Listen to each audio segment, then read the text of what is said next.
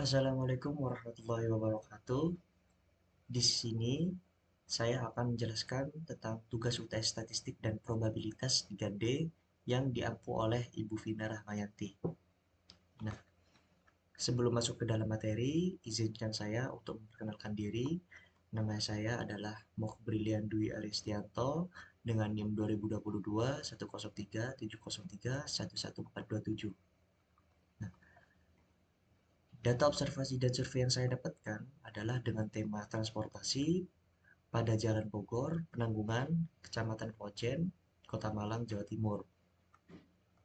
Asesmen-asesmen yang harus dipenuhi, yang pertama yaitu membuat PPT menggunakan PPT atau Canva yang di dalamnya harus terdapat data observasi, data kuesioner, exploratory data analysis, visualisasi data, dan yang kelima adalah memberikan informasi tambahan atau additional information, rekomendasi, dan conclusion atau kesimpulan. Nah, selanjutnya kita masuk ke dalam materi. Yang pertama, saya akan menjelaskan exploratory data analysis. Exploratory data analysis atau EDA adalah sebuah proses untuk mengenali dan mencari pola dataset yang digunakan. Proses ini dapat mendeteksi kesalahan sebelum nantinya akan dilakukan proses selanjutnya. Tujuan dari exploratory data analysis adalah untuk memahami data yang dimiliki dengan cara yang mendalam sebelum memulai melakukan analisis statistik atau memodelkan data tersebut. Exploratory data analysis membantu untuk menggali wawasan awal tentang karakteristik data, mengidentifikasi pola, anomali, atau hubungan yang menarik, dan merumuskan pertanyaan atau hipotesis yang dapat dijelajahi lebih lanjut. Nah, di sini saya memberikan link observasi spreadsheet saya. Jika ingin mengakses, bisa langsung mengklik link ini. Nah, saya sebelum masuk ke EDA, saya menghitung setiap kategori atau variabel. Nah, variabel yang saya gunakan yaitu variabel merek, tipe mobil, warna mobil, dan plat. Nah, merek yang saya temukan pada Jalan Bogor yaitu ada BMW, Chevrolet, Daihatsu, Datsun, hingga Wuling. Nah, bisa dilihat dari grafik ini, yang data yang paling banyak jumlah mereknya adalah merek Toyota, dan data yang paling sedikit jumlah mereknya adalah Mini, Porsche, dan Rubicon. Nah, sehingga dapat ditarik kesimpulan bahwa merek Toyota lah yang paling mendominasi pada Jalan Bogor. Lalu masuk ke dalam penghitungan tipe mobil. Tipe mobil yang saya temukan pada Jalan Bogor adalah HB atau hatchback, minivan, MPV, sedan, dan SUV. Nah, bisa dilihat pada grafik ini, data yang paling banyak jumlah tipe mobilnya adalah MPV, dan data yang paling sedikit jumlah tipe mobilnya adalah tipe sedan. Nah, lalu di sini masuk ke dalam penghitungan warna mobil. Warna mobil yang saya temukan pada Jalan Bogor yaitu warna abu, biru, hijau, hitam, kuning, merah, orange, dan putih.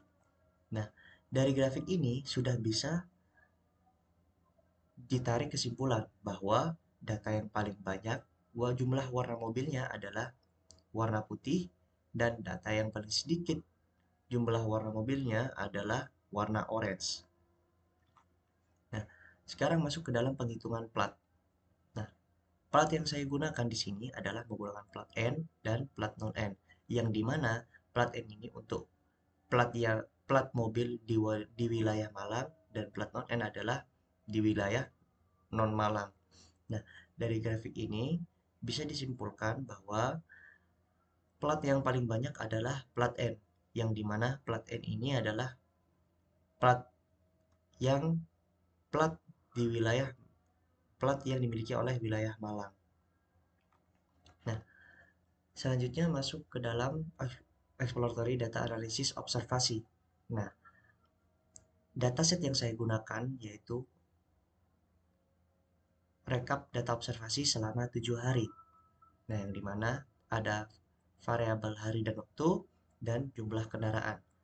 Nah, di sini saya menghitung jumlah kendaraan dari setiap sesi, yang dimana jika selama 7 hari, maka terdapat 21 sesi, karena satu harinya terdapat 3 sesi. Nah, bisa dilihat dari grafik ini, bisa ditarik kesimpulan bahwa data yang paling banyak jumlah kendaraannya adalah pada hari Sabtu malam, dan data yang paling sedikit jumlah kendaraannya yaitu pada hari Jumat pagi. Nah, di sini saya menggunakan statistik deskriptif. Nah, jadi untuk mengecek atau mengevaluasi bahwa dataset ini memiliki memiliki sebaran memiliki sebaran data yang normal, maka bisa dipakai dua cara atau dua metode, yaitu metode deskriptif dan metode analitik. Nah, tetapi di sini saya menggunakan metode deskriptif, yang dimana untuk menghitung data observasi selama 7 hari ini.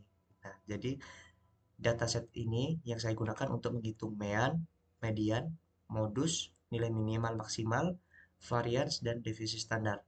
Nah, statistik deskriptif sendiri adalah proses pengorganisasian, penyajian, dan interpretasi data agar dapat memahami karakteristik dasar dari data. Tujuannya adalah untuk memberikan gambaran komprehensif tentang data yang diamati. Jadi, jika dataset ini memiliki sebaran data yang normal, maka bisa dilanjutkan ke step selanjutnya. Jika tidak memiliki sebaran data yang normal, maka tidak bisa dilanjutkan ke step berikutnya. Nah, di sini juga saya mencantumkan link survei spreadsheet saya. Jika ingin diakses, bisa langsung mengklik link ini. Nah, sekarang masuk ke dalam exploratory data analysis, data survey. Nah, ini adalah contoh dari dataset saya.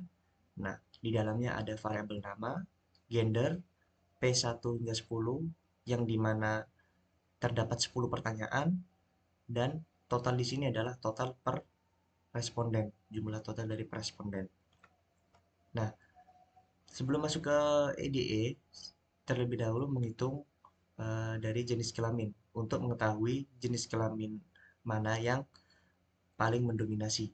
Nah, bisa dilihat dari grafik ini, jumlah responden yang mengisi kuesioner berjenis kelamin laki-laki lebih banyak dari responden yang berjenis kelamin perempuan. Nah, selanjutnya masuk ke statistik deskriptif data survei. Nah, saya menggunakan statistik deskriptif ini sama dengan statistik deskriptif pada data observasi, yang dimana terdapat mean, median, modus, minimal, maksimal, varians, dan deviasi standar. Nah, saya menggunakan mean hingga deviasi standar dari total responden ini, yang dimana terdapat 100 responden yang bisa dilihat pada link berikut ini. Nah, statistik deskriptif adalah proses pengorganisasian, penyajian, dan interpretasi data agar dapat memahami karakteristik dasar dari data. Tujuannya adalah untuk memberikan gambaran komprehensif tentang data yang diamati. Nah, di sini saya akan menjelaskan apa itu nilai mean, median, modus, nilai minimum, maksimum, varians, dan deviasi standar. Nah, nilai mean adalah nilai rata-rata dari sekumpulan data. Rumus mean sendiri adalah mean sama dengan sigma X dibagi N, yang dimana sigma X adalah jumlah semua nilai dalam dataset, dan nilai N adalah jumlah total data dalam dataset. Nah, yang kedua ada nilai median. Nilai median sendiri adalah nilai tengah dalam urutan data ketika data telah diurutkan. Jika jumlah data itu ganjil, maka median sama dengan X N plus 1 dibagi 2. Jika jumlah datanya itu genap, maka median sama dengan xn bagi 2 ditambah xn bagi 2 ditambah 1 dibagi 2. Nah, yang ketiga adalah nilai modus. Nilai modus adalah nilai-nilai yang paling sering muncul dalam data. Nah, selanjutnya masuk ke dalam nilai minimum dan nilai maksimum. Nilai minimum adalah nilai terkecil dalam dataset, sedangkan nilai maksimum adalah nilai terbesar dalam dataset. Nah, yang kelima ada variance. Nah, variance ini digunakan untuk mengukur seberapa tersebarnya data di sekitar mean. Rumus variance itu sendiri yaitu variance sama dengan sigma x kurangi x bar kuadrat dibagi n, yang dimana x adalah setiap nilai dalam dataset, x bar adalah mean dari dataset, dan nilai n adalah jumlah total data dalam dataset. Nah, yang terakhir ada nilai deviasi standar. Deviasi standar adalah akar kuadrat dari varians dan memberikan ukuran sebaran data dalam satuan yang sama dengan data asli. Rumus deviasi standar sendiri adalah deviasi standar sama dengan akar kuadrat dari varians. Nah, di sini sekarang masuk pada data visualisasi observasi. Nah, dari data ini saya menggunakan variabel waktu yang mencakup hari dan sesi, dan variabel merek yang dimana ada merek Daihatsu hingga Suzuki. Nah, dari data ini saya akan membuat box plot yang dimana box plot ini adalah alat visualisasi yang berguna untuk merangkum distribusi data dan mengidentifikasi sebaran serta outliers dalam data. Nah, dalam konteks data jumlah kendaraan ini, berdasarkan merek ini, Daihatsu, Honda, Toyota, dan Suzuki, kita dapat membuat 4 box plot yang saling berdampingan.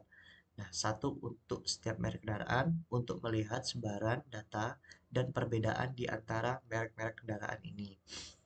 Nah, setiap box plot akan menggambarkan distribusi data jumlah kendaraan untuk setiap merek kendaraan. Nah, ini adalah hasil dari box plot data observasi. Nah, setiap variabel memiliki data untuk 7 hari yang berjumlah 21 sesi yang berbeda, yang mewakili jumlah merek dalam variabel masing-masing. Box plot dapat membantu melihat sebaran data dalam setiap variabel. Nah, hasil dari box plot di samping ini, dari keempat variabel tersebut, sebaran data yang paling besar adalah variabel Toyota dan sebaran data yang paling kecil adalah variabel Suzuki. Nah, selanjutnya masuk ke dalam data visualisasi survei. Nah, yang dimana di sini terdapat dataset tabel distribusi data survei yang memiliki variabel interval dan frekuensi. Nah, dari dataset ini saya akan membuat grafik histogram. Nah, histogram itu sendiri digunakan untuk menggambarkan distribusi data dalam bentuk interval atau kelas. Histogram akan membantu untuk memvisualisasikan sebaran frekuensi dalam interval-interval. Nah, histogram akan membantu kita melihat dengan jelas bagaimana data itu terdistribusi dalam suatu interval. Nah, di sini adalah hasil dari histogram data survei. Nah, dari grafik ini, di samping ini menunjukkan bahwa sebaran data yang paling besar atau sebaran data yang paling luas yaitu berada pada interval 41 hingga 50, diikuti oleh 31 hingga 40 dan 21 hingga 30. Nah, tetapi pada interval 1 hingga 10 dan 11 hingga 20 berfrekuensi 0 atau tidak memiliki data. Hasil dari grafik histogram di samping ini akan memperlihatkan bahwa tinggi frekuensi di interval 41 hingga 50. Dengan demikian, histogram ini akan memberikan gambaran visual tentang sebaran data yang lebih fokus pada rentang nilai ini. Nah, selanjutnya kita sudah masuk ke dalam additional information atau informasi tambahan. Nah, di dalam informasi tambahan, ini ada sumber data. Nah, data yang saya gunakan adalah analisis visualisasi yang berasal dari dua sumber, dari data observasi dan data survei atau data kuesioner. Nah, metode pengumpulan yang saya gunakan terdiri dari pengamatan selama 7 hari yang berjumlah 21 sesi, yang dimana satu harinya terdapat 3 sesi yang berdurasi waktu 1 jam pada lokasi Jalan Bogor, yang kemudian diikuti dengan pembagian kuesioner atau survei selama beberapa hari berikutnya. Dapat disebut juga sebagai gabungan antara studi lapangan dan survei. Konteks penelitian di sini, pada observasi, penelitian bertujuan untuk mendapatkan beberapa informasi tentang mobil yang melintas pada Jalan Bogor melalui berbagai variabel seperti merek mobil, tipe mobil, warna mobil, dan plat mobil. Informasi ini akan memberikan gambaran tentang mobilitas pada Jalan Bogor.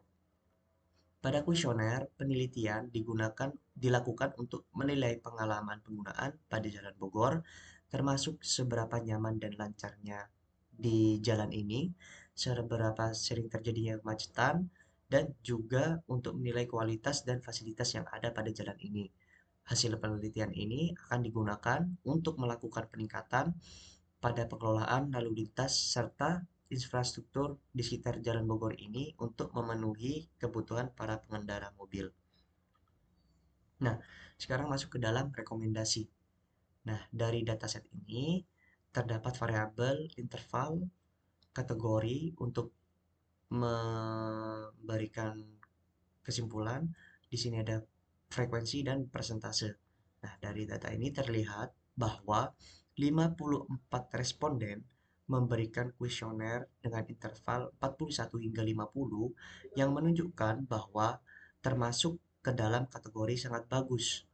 Nah, secara keseluruhan, Jalan Bogor ini mendapat penilaian yang tinggi dalam hal kenyamanan, kualitas, dan fasilitas, sehingga dapat dikatakan jalan ini sudah memenuhi kebutuhan para pengendara. Nah, sekarang masuk ke dalam kesimpulan. Nah, kesimpulan yang bisa ditarik dari data yang saya dapatkan yaitu melalui exploratory data analisis dan visualisasi data, terbukti bahwa Jalan Bogor Penanggungan Kecamatan Klojen ini memiliki fasilitas yang memenuhi kebutuhan para pengendara mobil yang melintasinya. Merek Toyota mendominasi di lalu lintas Jalan Bogor, diikuti oleh plat nomor N yang berasal dari Malang, yang menunjukkan bahwa preferensi lokal yang tinggi.